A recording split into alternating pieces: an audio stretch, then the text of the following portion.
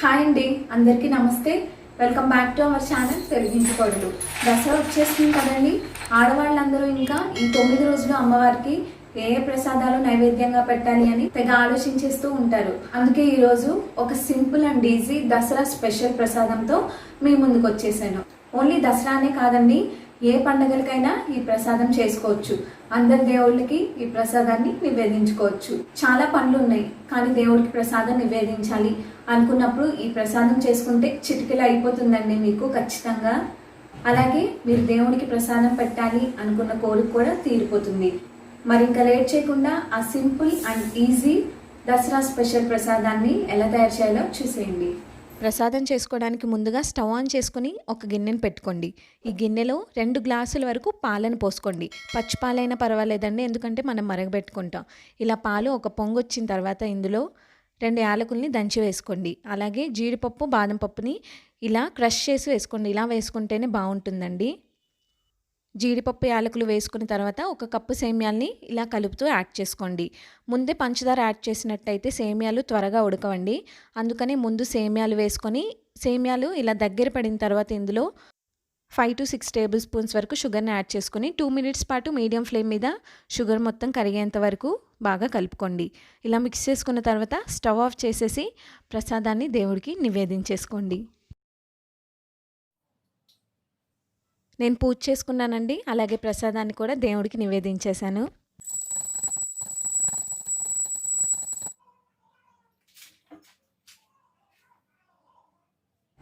చూసారు కదండి ప్రసాదం రెసిపీ. నిజంగానే చాలా సింపుల్ కదా. సో ఈ దసరాకి మీరు కూడా ఈ ప్రసాదాన్ని అమ్మవారికి నివేదించి అమ్మవారి అనుగ్రహాన్ని పొందండి. ఈరోజు ఫ్రైడే కాబట్టి నేను కూడా పూజ చేసి అమ్మవారికి ప్రసాదం నివేదించేశానండి. ఆఫ్టర్నూన్ లంచ్లోకి పప్పు చేశానండి, అలాగే రైస్ కూడా. లంచ్ కూడా చేసేసాం. ఇప్పుడైతే టైం వచ్చేసి ఈవినింగ్ 4 o'clock అవుతుందండి. సో స్నాక్లోకి ఆయన ఎప్పటి నుంచో బజ్జీలు చేయమని అడుగుతున్నారు. నేను కూడా బజ్జీలు తిని చాలా రోజులు అవుతుందండి, అందుకని ఈరోజు బజ్జీలు వేయాలని ఫిక్స్ అయిపోయాను. అందుకే అన్నిటినీ ముందే ప్రిపేర్ చేసి పెట్టుకున్నాను. మన ఛానల్లో కూడా ఇప్పటి వరకు బజ్జీల రెసిపీ అయితే లేదు కదండి.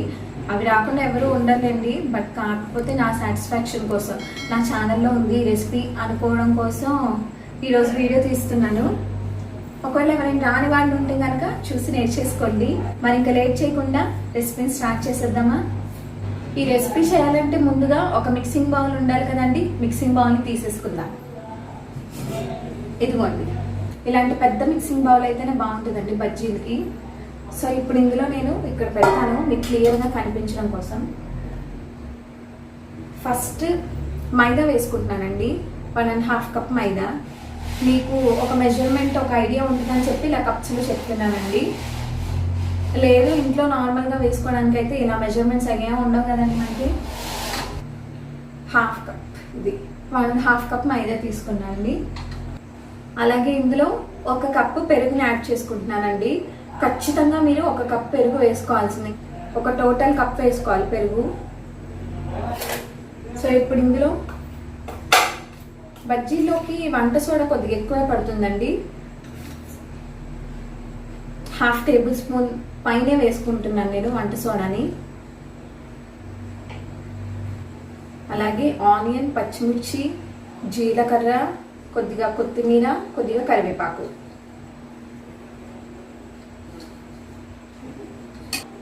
అలాగే కొద్దిగా సాల్ట్ని యాడ్ చేసుకోండి.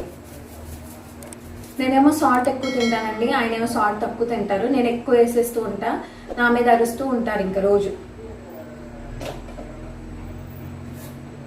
ఆయన సాల్ట్ ఎక్కువ తిన్న వాళ్ళు అరవాలి కదండి, ఆయన అరుస్తారు నా మీద, అదేంటో. సో ఇవన్నీ వేసుకున్న తర్వాత ఒకసారి మిక్స్ చేసుకోండి బాగా.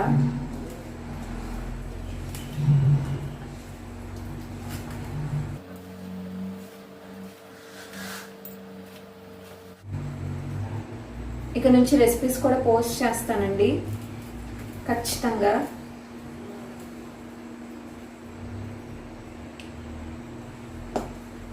సో చూసారు కదా, ఆల్మోస్ట్ కన్సిస్టెన్సీ అయితే వచ్చిందండి. కాకపోతే ఇంకాస్త లూజ్ అవ్వాలి. దానికోసం నేను మజ్జిగ వేసుకుంటున్నాను అండి, వాటర్ వేసుకోవట్లేదు. మజ్జిగ మరీ ఎక్కువ వేసేసుకోకండి ఒకేసారి. ఫస్ట్ కొద్దిగా అలా వేసుకొని ఒకసారి మిక్స్ చేసి చూడండి. పెరుగు, పుల్లటి పెరుగు అయితే బజ్జీలు మంచి టేస్ట్ వస్తాయండి. ఇది పుల్లటిదే, మొన్న నైట్ పెరుగు నేను వేసింది.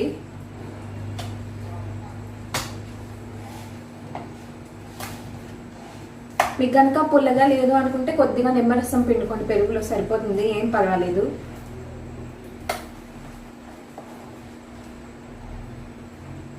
నాకు ఈ వంటలన్నీ మా అమ్మమ్మ నేర్పించిందండి. కొన్ని టిప్స్, కొన్ని ట్రిక్స్ వంటల్లో చాలా ఉంటాయండి. అవన్నీ నాకు మా అమ్మమ్మే చెప్పింది. నేను ఎక్కువగా కరివేపాకు వేస్తూ ఉంటాను, మీరు గమనించినట్లయితే ప్రతి కూరలోని. నేను చికెన్లో వేస్తాను, మటన్ వండినప్పుడు వేస్తాను, జనరల్గా ఏ కర్రీ వండుకున్నా సరే నేను కరివేపాకు ఎక్కువ వేస్తానండి. కరివేపాకు వేయడం వల్ల హెల్త్కి మంచిది, అలాగే టేస్ట్ కూడా బాగా ఎన్హాన్స్ అవుతుంది మీరు ఏ కర్రీ చేసుకున్నా సరే. సో ఇందులో కూడా నేను ఇప్పుడు కరివేపాకు వేసాను.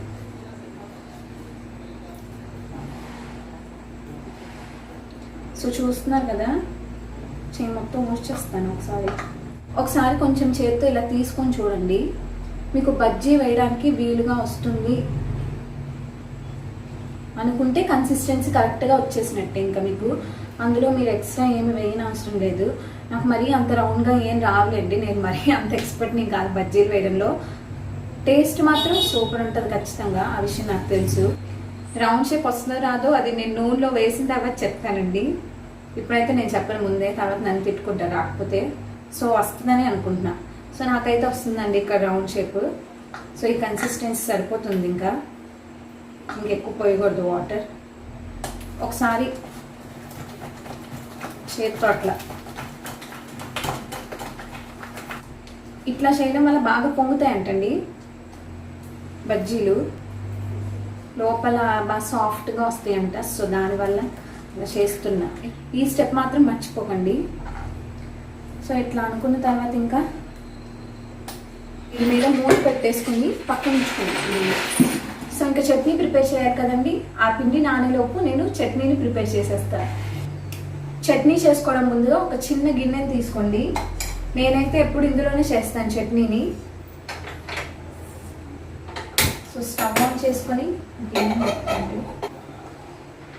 సో ఇప్పుడు ఇందులో పల్లీలు వేసుకోవాలి. కొంతమంది పల్లీని వితౌట్ ఆయిల్ ఫ్రై చేసుకుంటారు, నేనైతే ఆయిల్ వేస్తానండి. కొద్దిగా ఆయిల్ వేసి ఫ్రై చేసుకుంటాను. ఇప్పుడు ఇందులో మేమిద్దరమే కాబట్టి ఒక 4 to 5 టేబుల్ స్పూన్స్ వరకు గుళ్ళు వేసుకుంటాం.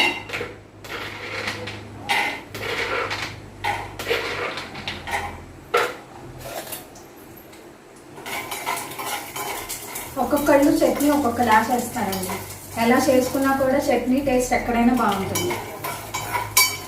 ఏంటి పిల్ల రోజు బుర్ర తినేస్తుంది, ఫస్ట్లో రెసిపీస్ పెట్టింది చక్కగా, ఒక 2 నిమిషాలు 3 నిమిషాలతో అయిపోయేది. ఇప్పుడేంటి చాట భారతం అంతా 10 నిమిషాలు 15 నిమిషాలు, నిన్న 18 నిమిషాలు పెట్టింది. అందులో చూస్తే మ్యాటర్ ఉండదని తిట్టుకుంటున్నారు కదా నన్ను బాగా. సో వీటిని ఇలా ఫ్రై చేసుకున్న తర్వాత ఒక మిక్సీ జార్ని తీసుకోండి. మిక్సీ జార్లోకి ట్రాన్స్ఫర్ చేసేసుకోండి. ఇలా మిక్సీ జార్లోకి ట్రాన్స్ఫర్ చేసుకున్న తర్వాత ఇందులో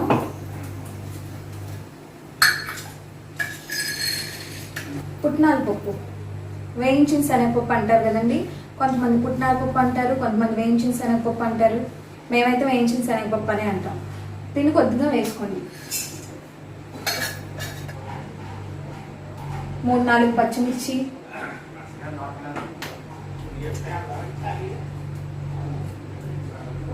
కారం తక్కువ తినే వాళ్ళకైతే 3-4 సరిపోతాయండి. ఇంకా ఎక్కువ తినే వాళ్ళకైతే ఇంకా వాళ్ళ టేస్ట్ బట్టి ఉంటుంది అది.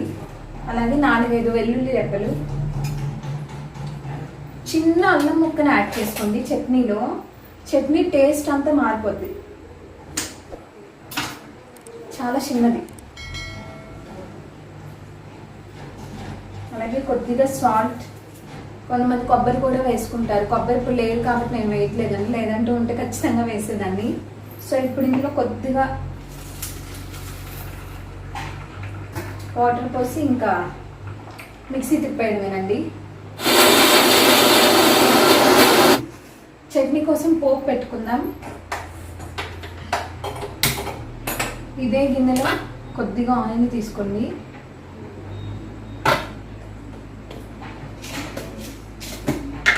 తాలింపులు వేసుకోండి కొంచెం, అలాగే కొద్దిగా కరివేపాకు.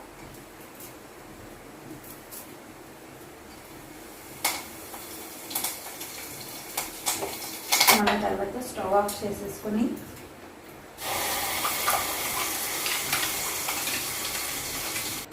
సో చట్నీ ప్రిపరేషన్ అయితే అయిపోయిందండి. దీన్ని పక్కకి పెడతాను. సో ఇప్పుడు మన పిండిని కూడా తీసేసుకొని బజ్జీలు వేసేసుకుందాం.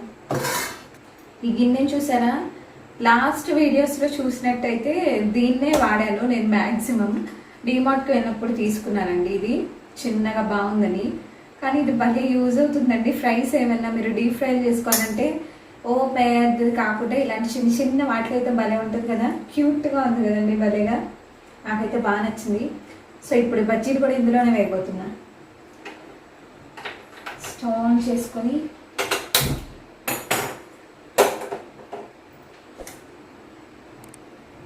డీప్ ఫ్రైకి సరిపడా ఆయిల్ తీసుకోవాలి. చెప్పి నాకే బోర్ కొట్టిందండి. విని మీరు నన్ను ఎన్నిసార్లు తిట్టుకొని ఉంటారు. సో ఆయిల్ తీసుకున్నాను. ఆయిల్ బాగా హీట్ అవ్వాలండి. సో ఆయిల్ అయితే హీట్ అయిందండి. ఇంకా బజ్జీలు వేసుకుందాం. సో వేసే ముందుగా ఒకసారి పిండిని బాగా కలిపేసుకొని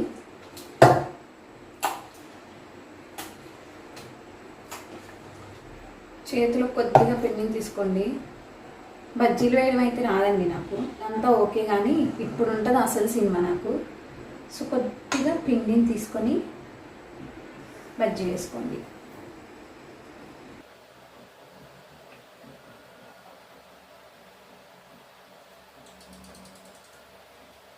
వస్తున్నాయి, పర్లేదు. చాలండి, చిన్నది కదా అది, ఇంకెక్కువ వేసినా బాగోదు.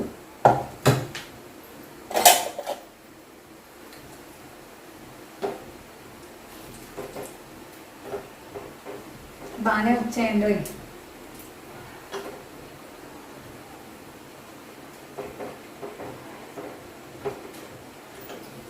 హోటల్స్లో వేస్తారు చూడండి మైసూర్ బొండాలు. అసలు ఎలా వేస్తారు? పిండిని అలా పెట్టి అలా వేసేస్తారండి. చేయి తిరిగిన తల అంటారు కదండి దాన్ని.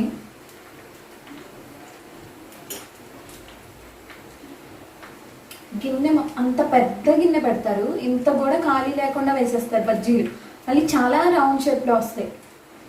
నేను ఎప్పుడు అలా వేస్తాను ఏంటో.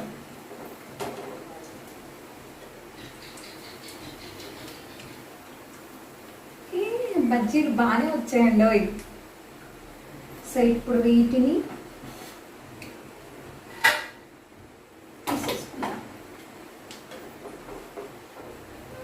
కొన్ని తోక బజ్జీలు వచ్చినాయండి.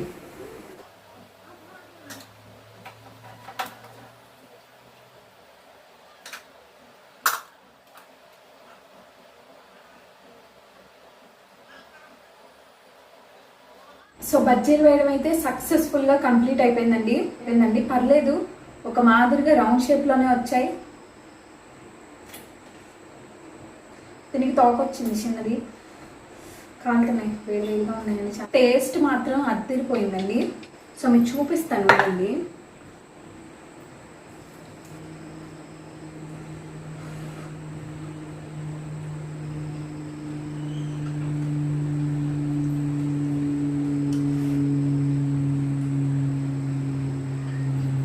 ఎక్కడ ఆగలేం కదండి మనం. అసలే కరువు సంఘాలకు అధ్యక్షులం. అది ఎంత వేడిగా ఉన్నా వెళ్ళిపోవాల్సిందే లోపలికి. నేనైతే ఇంకా ఈరోజు సాయంత్రం ఈ బజ్జీలు తింటూ ఎంజాయ్ చేస్తానండి. అసలే బయట చాలా చల్లగా ఉంది. మీరు మాత్రం ఎందుకండి అలా చూస్తూ ఉండాలి. రెసిపీ చెప్పేశాను కదా, మీరు కూడా ట్రై చేసేయండి. ట్రై చేసి ఈ చల్లటి వాతావరణంలో ఈ వేడి బజ్జీని తిని ఎంజాయ్ చేసేయండి. ఈ వీడియో మీ అందరికీ నచ్చిందని అనుకుంటున్నాను. మీకు నచ్చితే కనుక లైక్ చేయండి, షేర్ చేయండి. ఇంకా మన ఛానల్ని ఎవరైనా సబ్స్క్రైబ్ చేసుకొని వాళ్ళు ఉంటే తప్పకుండా సబ్స్క్రైబ్ చేసుకోండి. ఇంకా నేను చేయబోయే మంచి వీడియోస్ మీ వరకు వస్తాయండి సబ్స్క్రైబ్ చేసుకుంటే. అలాగే సబ్స్క్రైబ్ చేసుకున్న వాళ్ళందరూ మీ ఫ్రెండ్స్ అండ్ రిలేటివ్స్తో వీడియోస్ షేర్ చేయండి. Healthy, stay healthy and have a healthy day. మళ్ళీ మరొక మంచి వీడియోతో మీ ముందుంటుంది మీ తెలుగింటి కోడలు.